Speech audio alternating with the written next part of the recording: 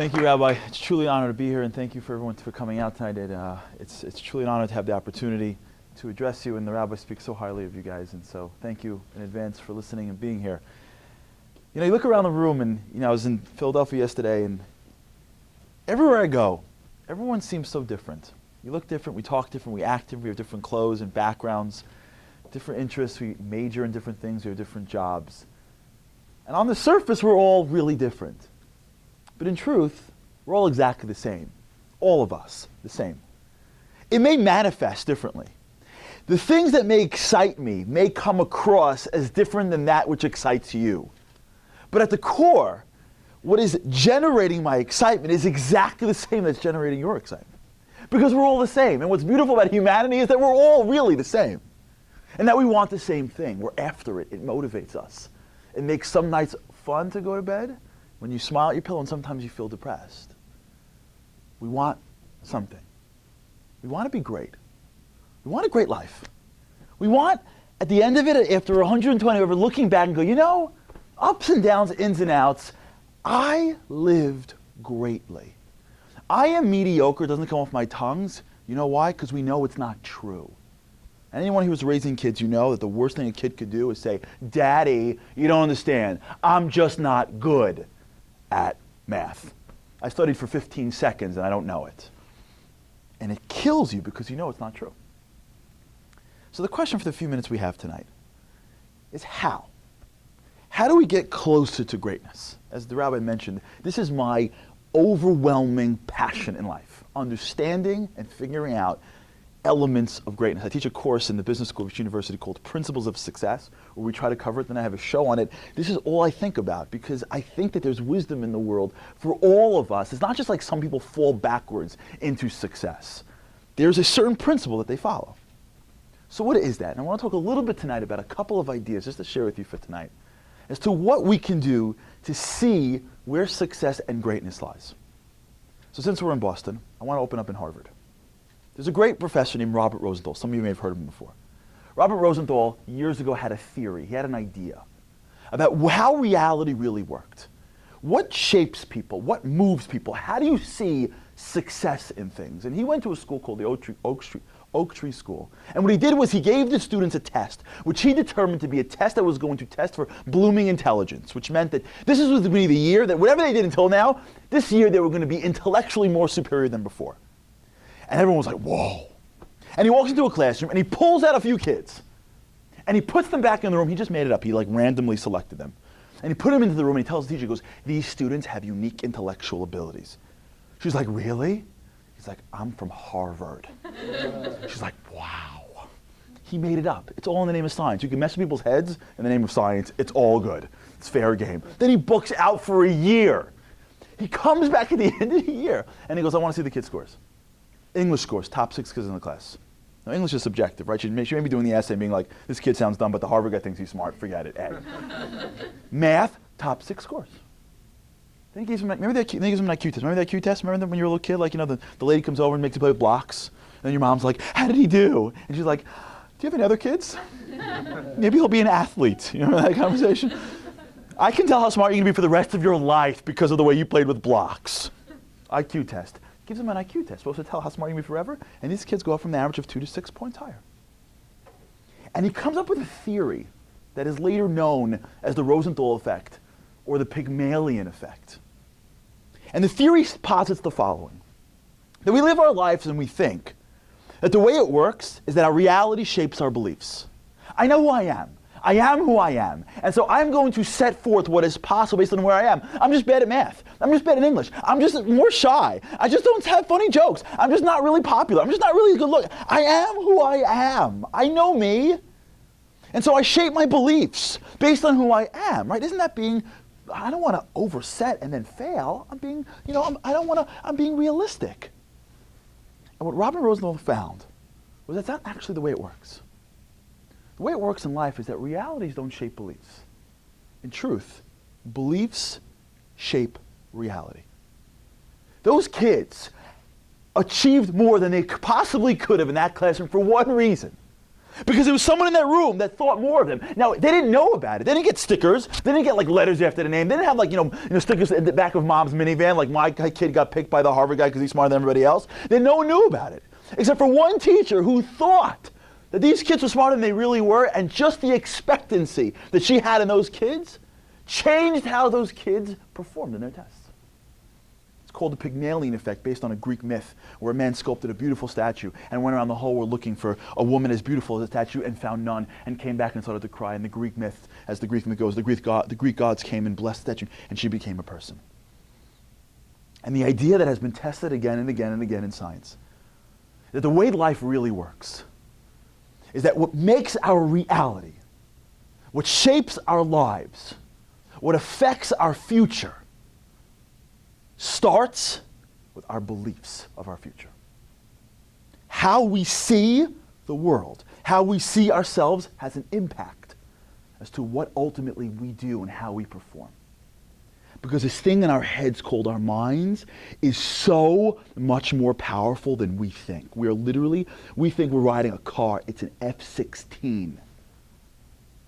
So there's another woman who I adore, also from Harvard, named Ellen Langer. Ellen Langer was the first woman ever to be tenured in the psychology department at Harvard. There's a movie coming out about her, I think it's next year, about her life. And she said, okay, this stuff's good, this Robin Rosenthal expectancy, power of the brain stuff. How far can I take it? How much does the brain impact reality? I get it, maybe on a test score. I get it, you try harder. But does the brain impact your body? So she did a test. I want to share a couple more and then I'll move on, but I want you to see the power of this. She took a bunch of men in the 80s, old guys, 80-year-olds. That was the time when like 80 was old, not like the new 60. You know what I'm saying? They were 80. And she brought them into a hotel and she split them into two groups. So one group, she put them in a hotel that was a regular hotel, and they, what they do, they hung out, they spoke about the good old days when kids paid attention and the politicians never lied, like everything was perfect, the good old days.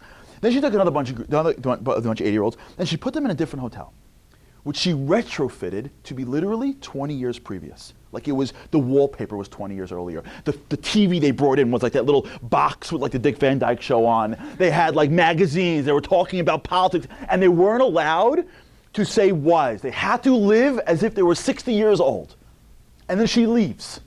And she comes back in a month. And she tests both groups for every age-related symptoms: joint dexterity, memory, vision, arthritis, hearing, hair. And the group that sat around and remembered the good old days, no change. But the group that had to live like they were 60, every single age-related symptoms stayed the same or reversed. Their vision got better, their memory got better, their joint dexterity got better, their arthritis decreased. She took pictures of them, and what she found was that they actually looked younger. They didn't look like they were 20, but they looked young. And she goes, wait a second. Because that mind believed, even though it wasn't even real, that they were 20 years early, they lived in that reality, the body started to follow. She goes, this is insane. So she went to a hotel, and she picked out the chambermaids, and she puts them in a room. She goes, can I ask you a question? How many people here exercise? And she splits them into two groups, and one group goes, exercise? No, none of us. We get up in the morning early, we're here, we work all day. She goes, oh, it's so terrible. Let me speak to management about getting you a gym membership. They're like, thank you. She dismisses them. The second group, she goes, exercise? They're like, no, exercise. She goes, you don't exercise? Are you kidding me? Make the beds, 200 calories. You clean the linens, 100 calories. Vacuuming, your whole life is exercising. You wake up in the morning, all you do is exercise. They're like, you really? She goes, of course. Your life is basically going to a gym. She leaves. She comes back, puts them in a room. She goes, anyone change your thing? No. Change your diet? No. Everyone eats the same? Yeah. Everyone has the same schedule. And I walked in, you all have the regular schedule. Yeah, everyone's doing the same thing. Great. This group, let me weigh you. Weight, stay the same. Body mass, stay the same. This group, doing the exact same thing these guys are doing. Weight, decreased. Body mass, totally changed. They actually lost weight. How? And what she concluded was when the mind realized that this is what I'm doing, I'm losing weight, it actually impacted their body. I'll go one more and then I'll move on because I love this stuff. She went to a bunch of men that were taking the eye test. Remember your little kid took the eye test? I had glasses. I never wanted to have glasses. You hate having glasses. So you go and take the eye test when you're little, and they're like, he's like, okay, and you're like A, A, E, E, and then it's like A, F, G, and then all of a sudden there's one line you can't read, you're like, and you make it up, you're like A, G, H, Y. And he's like, no. You're like, please don't tell my mom. Remember that? He's like, what? I'm like, please, right? So she went to the guys, and she found a bunch of men that couldn't read past a certain line. And she put them in a room. And she came in and she goes, can I ask you guys a question? Do you guys want to be part of a secret government experiment? And they're like, what do we have to do? They're like, you have to act like a pilot. They're like, yeah. She put on a pilot's uniform on these guys, and she put them in the cockpit of an F-16. These guys are living it. Now, what do pilots have? Excellent vision. You don't have goggles up in the air going like, she sits them in a pilot, no glasses. And she goes, oh, by the way, before we start the exercise, do you mind just reading off the serial number on the F-16 right next to you? The exact same size, they didn't know this, that they couldn't read just a few minutes earlier in the doctor's office. And one by one, they picked off those letters. Why? And the answer that she concluded with was that in truth, your mind is so much more powerful than we think. And when they were in an environment where they felt that they were doing something, even though they just put on clothes, they were faking it. They weren't really pilots. Their mind wasn't able to do something that it wasn't able to do before. Because in truth, reality doesn't shape beliefs. Beliefs shape reality. Your life, our life, in many ways are being shaped by how we see life. And how we shape our beliefs impacts what happens to us and how we perform. So the question is how? And with this, I'll tell you a story. So I got married very young. I got married right out of college, and I had a child a year later. And then after about 2-3 years later, we had identical twin girls. So I went from 1 to 3 quickly. And so when you're a guy and you have 3 children and you're in your mid-20s, there is a panic that happens to you at some point after you realize you've got 3 kids. It has to do with what you're going to be driving. And I'll never forget, I'm in the my wife gives birth, everyone's like, ah! We're like, ah! And I go home, and I wake up literally in a sweat going, oh my God, I have to get I have to get a minivan.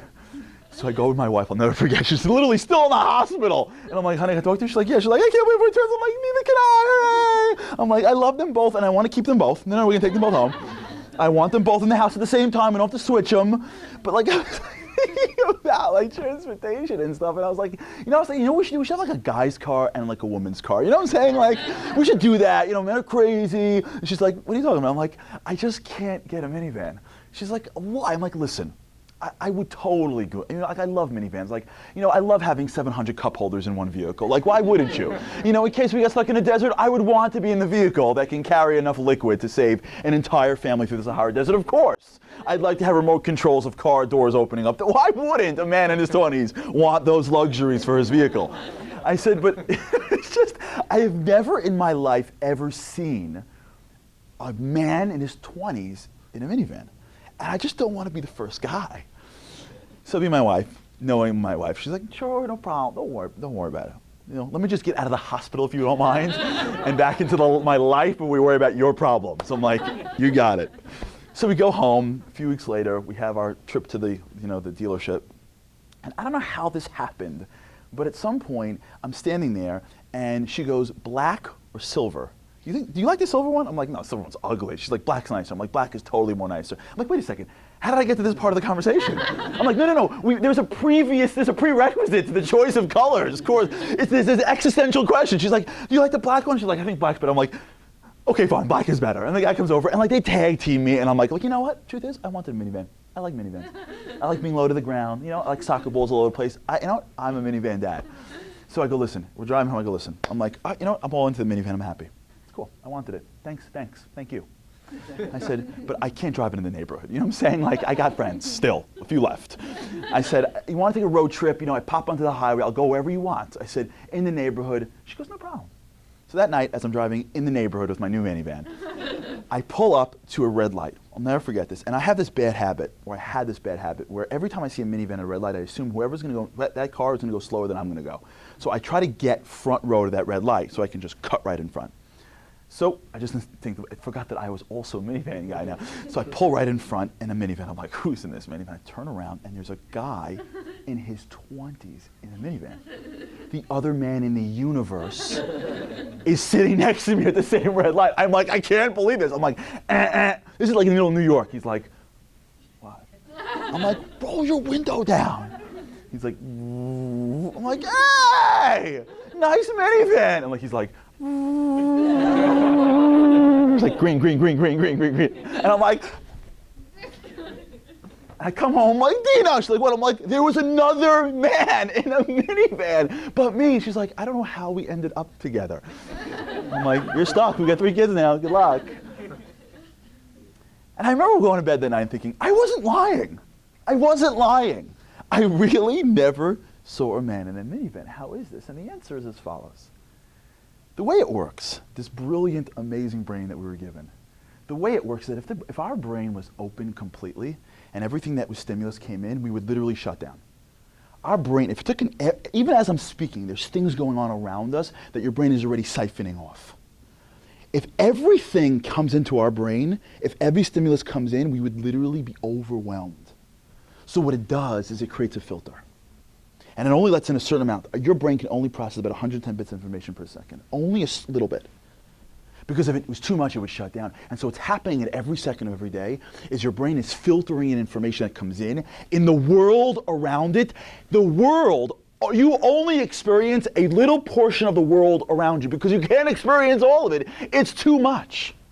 And so every second of every day, what's happening is our mind, this is called a schema. Our mind literally has a filter which things come in, and some don't even make it in.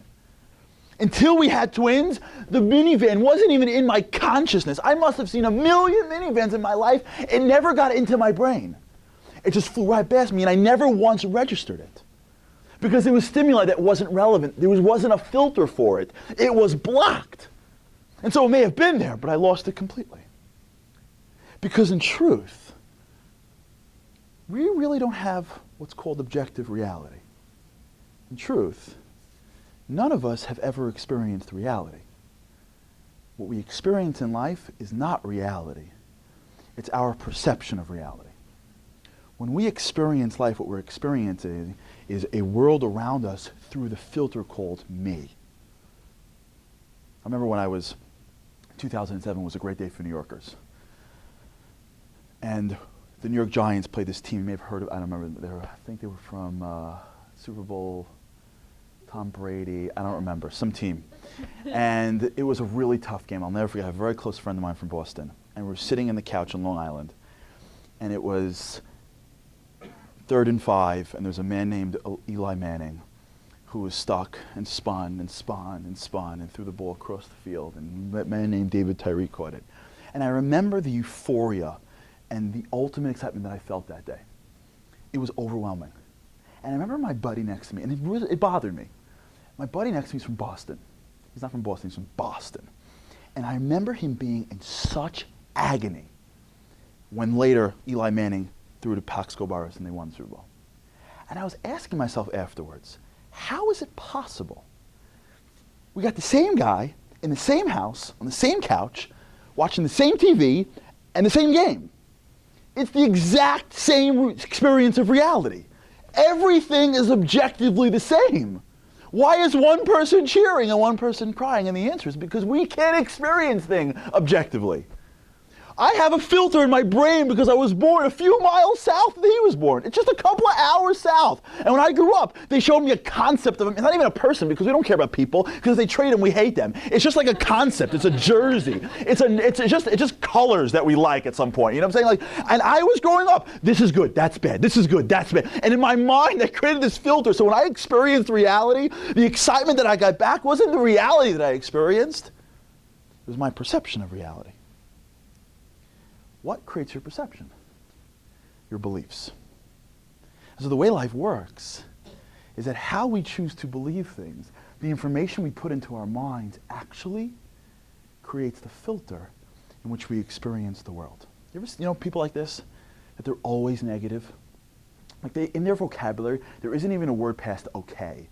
Like they don't even say like good. How are things? Okay. They can't get up to good. And you see them, they never, ever seem anywhere past okay. They experience life through that vision. And some people can never get under great. Their life isn't any different. Sometimes there's some pain, but the general life is a choice that you make as to what to believe and what to see. And so the game of life is figuring out, how do I create a strong, amazing filter? Because otherwise, there's going to be opportunity and opportunity and opportunity, like minivans that pass by me and pass by me. I'm like, when is it going to be my turn? How come I can't find some? How come it doesn't ever work out for me? What is going on here? And there could be minivans flying right by us all day, and we can't even see them. They're literally invisible to us because we have never focused on one concept of who we are. We've never been able to see ourselves that way. So there may be a test that we should be number 1 on, but we're number 8 because we've never had Robert Rosenthal telling our teacher, by the way, they're smarter than they really are. No one has ever said, you could. But as we grow up in our lives, that's our job. Our job is to protect and to build that belief. So this way we go out into the world and what we see is minivans. And what we see is excitement, and how we experience life is the greatest way possible. The people that I interview that are successful have almost the same qualities. And they're all different. They look in the world as opportunity. I do venture capital. I see this every day of the week. It almost is like ironic. I'll be on the phone with someone and be like, I can't believe the world is like this. Can you believe this? And then like the next day someone will be like, I have a great idea for a business. What is it? The world is like this. Maybe we can fix it. And it's like the same problem. One person is just complaining. One person has a new app for it. How? You ever feel like you ever like look at the Wall Street Journal and someone sells a company for like $5 billion and it's like a simple idea. You're like, why didn't I think of that? Instagram. Huh, how did that happen? I should have thought of that. It's because some people look at the world and all they see is opportunity, opportunity, opportunity, opportunity, opportunity, opportunity. Some people all they see is, this is a problem. This is getting in my way. This is getting in my way. Filter. So the question for the few minutes I have left is, how do we build our filter? How do we make it strong? How do we, and all our lives are different, but how do we take our minds and create it into a way that as we go through lives, we're able to create the best filter possible for me? So with this, I want to talk about 2 principles. I think these are the 2 most important, in my opinion, of the 2 most important principles in Judaism. And these 2 principles, I think, are ways, are methods to build our minds. So my wife and I have a disagreement. I wouldn't say an argument, then I would lose. We have a disagreement as to what our favorite age is. My wife's favorite age is 0 to 2.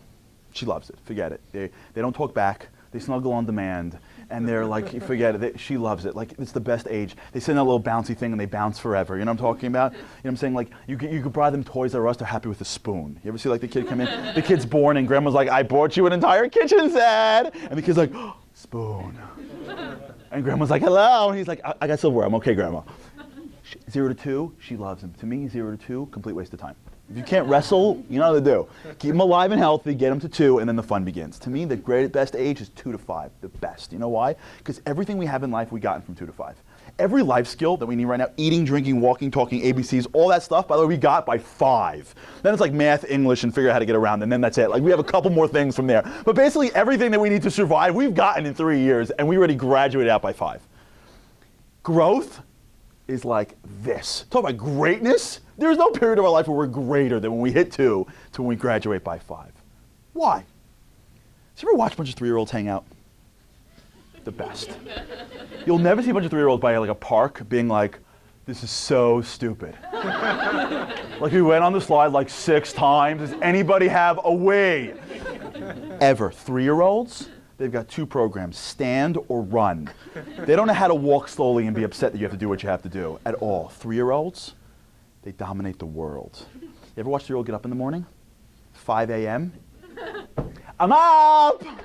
I'm up! Mommy, I'm up! And she's like, for the love of God, please 5 more minutes. And he gives her a look in his 3-year-old brain and goes, why would you choose to be unconscious if you could choose to be conscious? Us, how do we get up in the morning? It's like we break up with our pillows, you know what I'm talking about? Wake up, we're like, goodbye, pillow. I miss you so much. Okay, fine, 10 more minutes. I just can't leave. So, okay, I won't go to the gym. All right, I won't go to shower. All right, I won't go to work. I can't leave you. And then when we pull ourselves away from the grips of being unconscious, we make deals, right? Okay, fine, I have to leave now, but me and you, we're all weekend together, I promise. I was supposed to go away. I'm canceling. I'm going to spend the whole day with you. 10 hours straight. Us? You give us an hour more of being unconscious, it's the greatest gift you can give. What's the greatest moment of our day? When we get up an hour before we're supposed to. You know what I'm talking about? The clock goes like, oh, I have an hour more? Oh, thank you, God. Sleep is the enemy of the 3-year-old. He will go all day, you're tired, I'm not tired, I'm not tired, I'm not tired, I'm not tired, I'm not tired, I look tired, I'm not tired, I'm not tired. And you're like, your eyes are bagging over. I'm not tired, I'm not tired. Out cold. 3-year-olds dominate humanity. You can have a Passover Seder, there could be 500 people in the room. That 3-year-old's in a bad mood, everyone's going to kill each other. That kid falls asleep on the couch, everyone's like, oh, I feel better. Sorry, Graham, I didn't mean to get you upset. Let's start again. 3-year-old, you ever give a 3-year-old a cookie? What happens next? He goes, I have another hand, you know. And you go, one per customer. And he goes, I will stand here for the rest of my life until you give me the cookie. What do? Give him the cookie. You know why? Because he looks at you and goes, I'm going to fight you for this cookie until I fall asleep or I die. And you're like, you win. You ever ask a 3-year-old, if 3-year-old asks you for a cookie? I do this. I have got a 3-year-old in my house. Can I have a cookie? No. Can I have a cookie? There are no cookies left. But I want a cookie. But there are no cookies left. But I want a cookie. Should Daddy make you a cookie? Okay.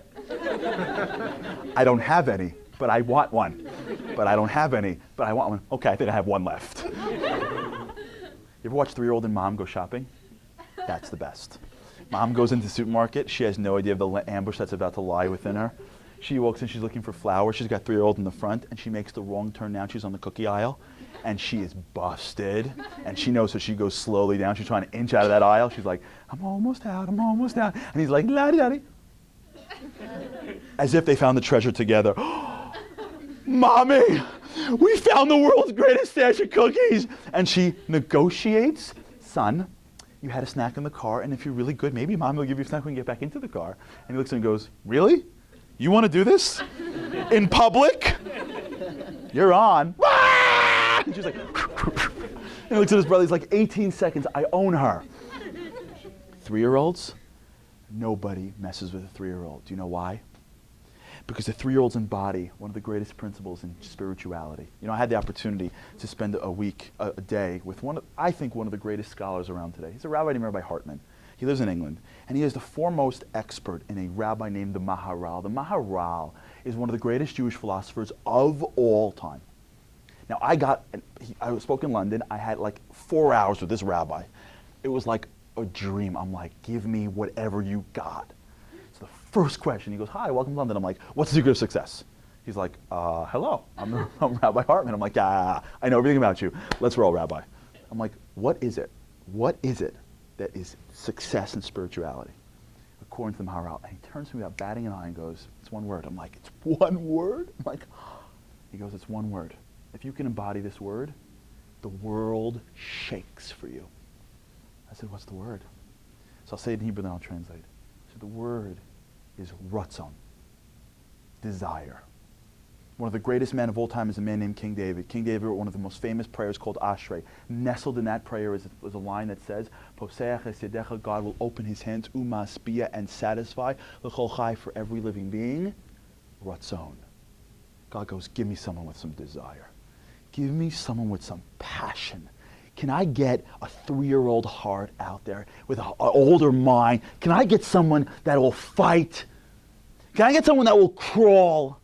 Can I get someone that wants to be great so badly that they'll do anything for it, that they'll lose a little bit of sleep and a little bit of comfort and they'll live? Can I get a 3-year-old? Because if I can get a 3-year-old, God says, it's all yours.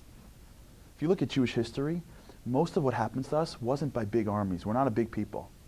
It's a few people with a ton of desire. This whole Hanukkah thing, we think that Hanukkah, I don't know, I grew up, the coloring books of Hanukkah was like, remember the Maccabees, what they look like? 6'8", cut. Remember those guys? Skirt, Star of David, right? There hasn't been a 6'8" Jew ever. 6'8", I grew up in New York. I played in Yeshiva Basketball League. The reason why we have our own basketball league is because we get to pretend that a 5'5" guy is big. Then I played the public school, and they're like, what, you brought the accountants? Like, where are the basketball players?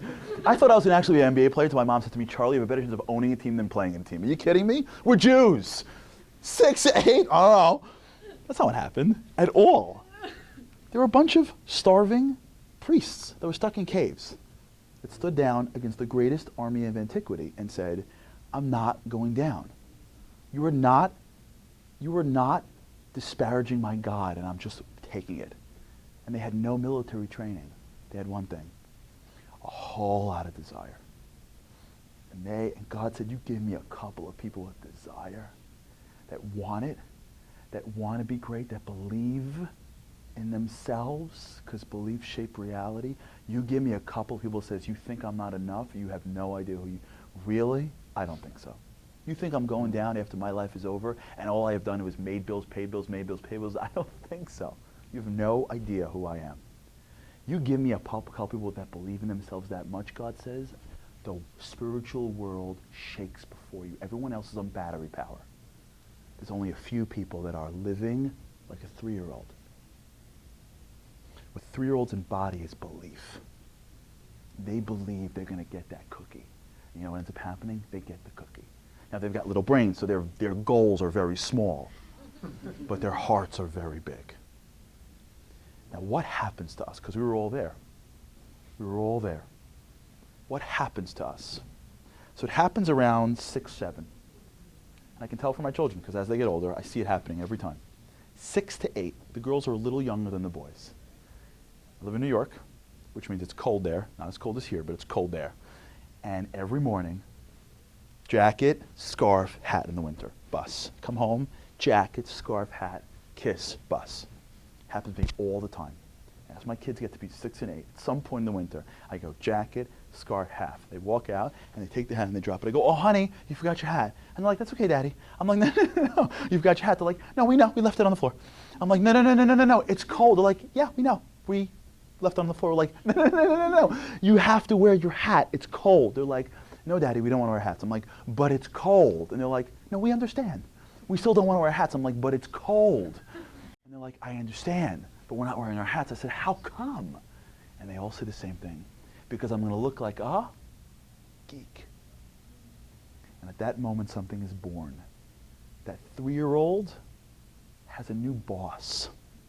There's a new reality in that little brain that says there's something more important than being great. You know what it is? Looking great. There's a new boss in town. You know what his name is? Image. And if you live in this country, and I love this country, but let's call a spade a spade. You live in this country, image is everything. How you look, how it looks, how you look, how you look. And then my kids get into adolescence, and then they get into high school, and it's who said and what said, and I have to wear this because they wear this, and I have to do this, and who am I friends with? Am I friends with these people? Oh my God, how do I walk into a room? I can't be in a room alone. I can't walk into a room and not have anyone talking to me. I'm not talking to me, no one's talking to me. And there's an entire world that gets formed, and that 3-year-old that wants to be great starts to take a back seat to the 11-year-old and the 12-year-old that wants to look great.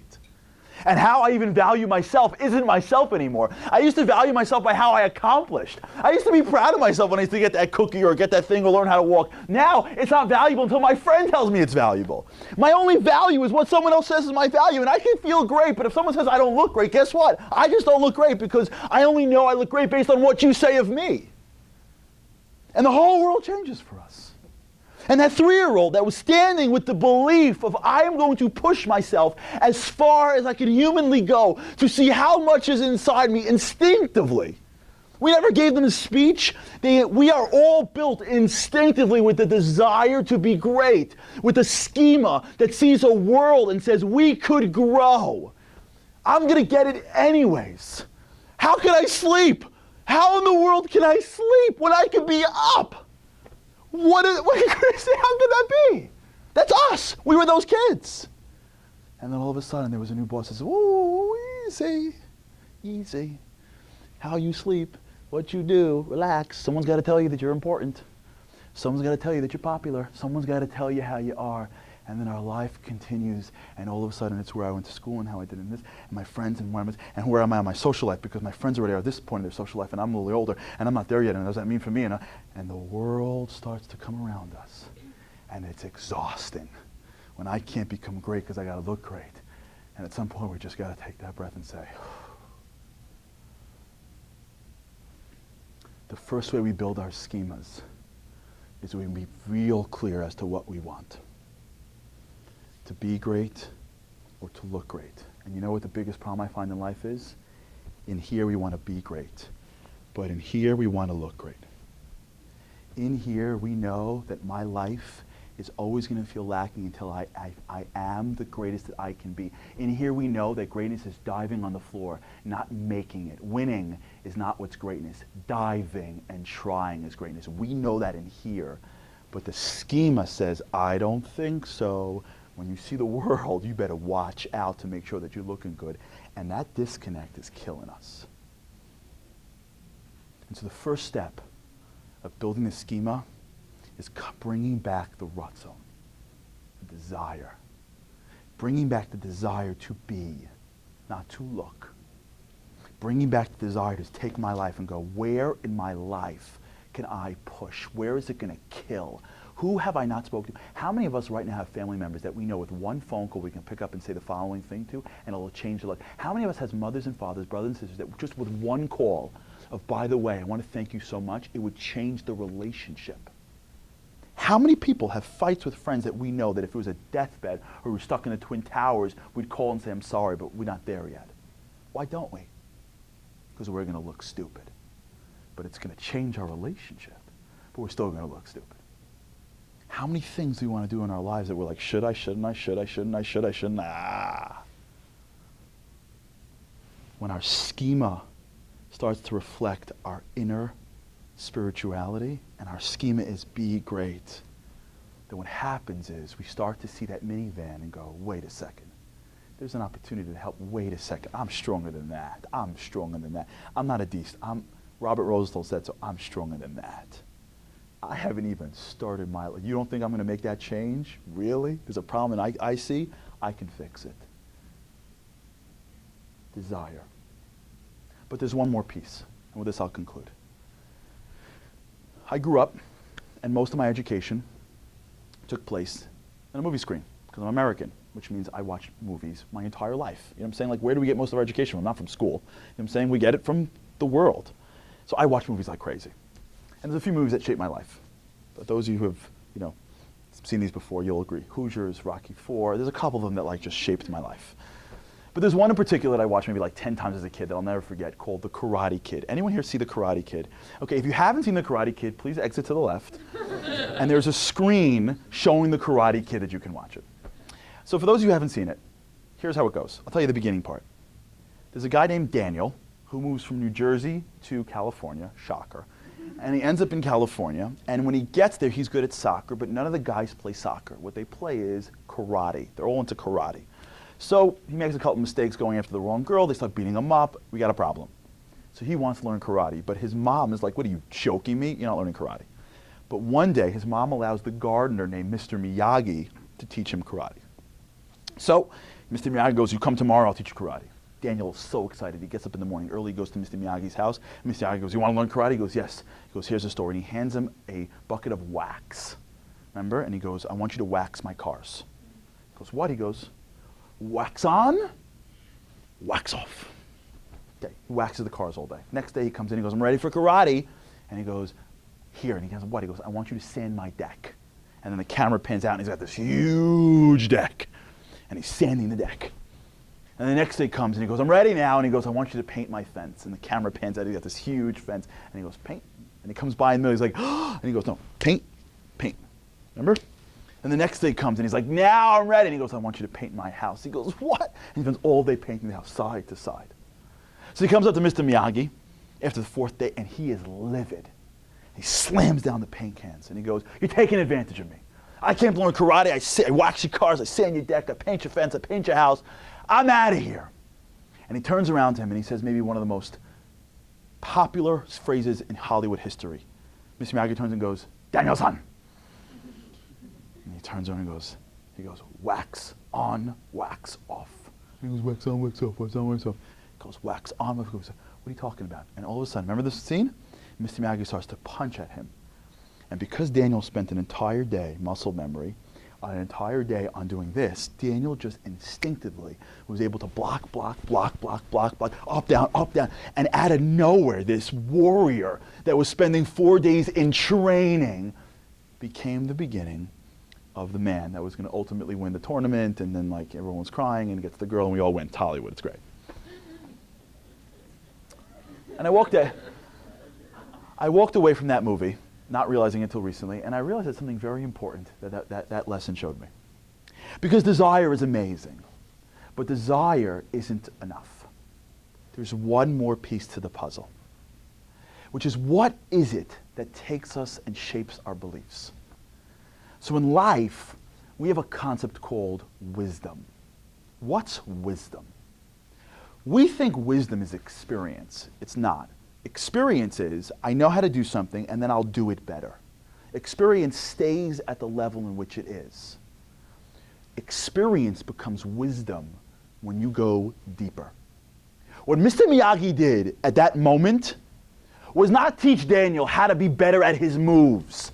It was enough. That wouldn't have helped Daniel. What Mr. Miyagi did was teach him wisdom. He said, Daniel, you think it's just a move? Let me go deeper and show you that this is not just a random move. This is connected to a larger scheme of moves that you have to know if your goal is karate. The one bit of knowledge that Mr. Miyagi handed to Daniel, this one shift in his mind, in his schema, if you will, of this is just painting the house to this is actually connected to karate, shifted Daniel's decision of whether or not he wanted to do it from no way to definitely. Wisdom is when you take random things and you show they're not random at all. There's purpose to them. There's reason for them. It's not just because. When someone is able to derive wisdom in life, when someone is able to go through their lives and in their lives see that there's something more to what I am doing, when they find wisdom, then they have the mind of the ancient and the heart of the youth. They're unstoppable. Desire and wisdom is what changes our lives. And that's our schema. You know, I always ask myself, what is Judaism really about? In my opinion, what is Judaism really about? I think it's very simple. God has one idea. He wants us to be great. Great. But the problem is like this. We live in a world where our job, Jewish wisdom's job, is to do one thing, the hardest thing in the world. It is so hard that most people can't even do it. Because we live in the world where we think that there's two worlds. World one is spiritual, up in the clouds, up in the air, not connected to spirituality, not connected to physical, away from physical. And then there's a world that's totally physical, like no thinking about this, we won't live for tomorrow, live now, enjoy physical. And for most of humanity, never the two shall meet. And the goal of Judaism is to see that spirituality isn't up there. We don't like come to like a special prayer place and say some random Hebrew words and we throw it up there to the world of spiritual. Spirituality is actually right here. We live in a world where we have spiritual and physical. And the goal of what it means to be a Jew is to be able to see a physical world, but to peer and see that there's spirituality there. It's more. It's deeper. It's not just food, it's deeper. It's not just a relationship, it's deeper. To merge physical and spiritual. The challenge of Jewish wisdom is to show how to merge that which is spiritual and that which is physical, not to take away physical, but to elevate physical, to give us the best possible physical enjoyment. Because it is merged with spirituality. But the problem is you can't see it until one thing happens. What do you shift? Your schema. The goal of Jewish wisdom is to say, wait a second, that bush is always there. I can't. Wait a second. Oh, I see it now. I missed that minivan a couple of times. I didn't even know it was there. It wasn't even in my schema. I had no idea that that's how the world really works. When our country was born, we were born, you know who our great-grandparents were? Rome and Greece. Anyone who studied ancient Rome and ancient Greece, you understand what went on back then. Everything we have, architecture, government, remember, democracy came from Pericles. Everything that we have in our lives, really, as Americans, we owe to our great-great-grandparents, Rome and Greece. That's how our country, for most of it, is built, except for one thing.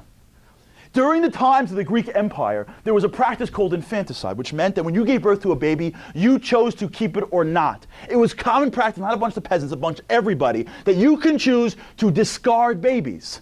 I don't like it. It's too many girls. In those days, having too many girls was a burden. If you had too many, they chucked them. Twins were unlucky. They chucked them. They threw them out. Just threw them out. One nation stood up and said, well, wait a second. That's not a baby. They're like, no, it's just a baby. It's a piece of property. It's just a body. I gave birth to it. It's mine. He goes, no, it's not. Like, no, it is. In that baby is a soul. Like, what are you talking about? What are you saying? Where do you see a soul?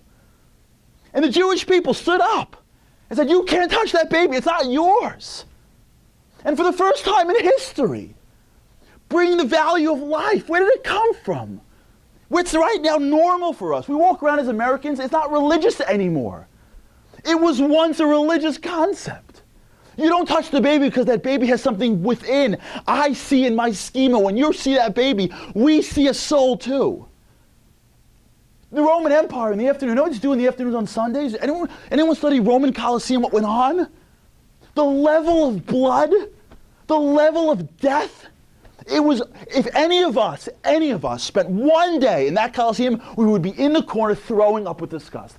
The level, they would take slaves. They were just born to different neighborhoods. They just picked up slaves. And they put them in there, and they would starve lions. And the lions would eat the human beings, and they would cheer. How is that possible? One nation stood at the side. Philo the Jew would stand up and go, this is wrong. They go, who are you talking about? It's my property, it's a slave. Because it's not your property, because don't you see past the body to the soul? The value of life? The value of education? The value of peace? The UN has our profit on it. You know, what have we done for the world so far? You know what we've done to the world so far? We've been the people that studied the wisdom and said, through these lenses, we see a different world. It's elevated. Trust me, you can live in a society where you take care of your poor and the rich has enough to live. Relax. You can live wealthy and make sure the poor people have a hospital to go to as well. Rome didn't have a public hospital. 1 million people, not one public hospital. You can educate people. Don't worry about your kingdom. We have a king, you see? And everyone's educated. Relax. Education for the masses. Give people a chance. Justice. Justice you shall pursue. Schema. Reality is different. But it requires two things. A desire to be great. Because usually, it's not what everyone else does. And it requires a desire to see what we do and ask why. Because let me tell you something honestly, as a Jew, let's be straight. Most of us, our brothers and sisters, are running for the exit signs. Most Jews are like, sayonara. Running for exit signs to get out of Judaism. Do you know why? Because they see Judaism as painting a fence and sanding a deck and waxing a car, and who the heck wants to wax a car their whole lives? They never had Mr. Miyagi to say, by the way, all that stuff is just building you into a warrior. Wisdom, go deeper, go deeper. Why? Let me show you. Why? Not because. Don't throw up Hebrew words. Trust me, God doesn't have a complex. He doesn't need you showing up and saying some random words. He doesn't have stock in kosher companies or has some crazy joke that you have to have bad bread for 7 days. There's a reason, and that reason is designed to make you great. Wisdom. And when we enter into the world in our own lives, and we see the schema of us being great, and that 3-year-old coming out in everything, in our careers, in our relationships, in our lives, how we see ourselves, and when we look in the world and we find wisdom, we grow. But as a Jew, if we see Jewish wisdom as a way to shift our schema, to see a world that's always been there that we may not have realized before was right lurking behind the door, and we realize that by just the desire to be great and not look great, and just the question of why, we find a brilliance that we've never seen before. And that brilliance is meant to be great and to share with other people and to bring the world greater things. It's not for us to be internal. My blessing to all of us is that we realize that beliefs shape our realities. We lead with our minds and not with our reality. we play and work that schema. So everything in our lives we see that minivan. We have the heart of a 3-year-old. There isn't a phone call that we would make if we got hit by the Twin Towers that we won't make tonight. Because we don't worry about how we look. We worry about who we are. And I'm not waiting one more day to be great. And everything we do, we look at the wisdom behind it. My blessing that as a community, we're able to right now look at these ancient wisdom that we have and see the brilliance in it. See how it shifts our lives. See how there's something to it beyond just painting the fence.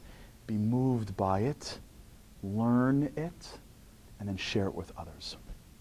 And if we did that as a community, we lit ourselves up a little bit more on fire, it shares and it grows and it grows, and we wake up one morning and we realized that our beliefs have shaped us into becoming the person that is truly, truly great. Thank you so much and have a wonderful night.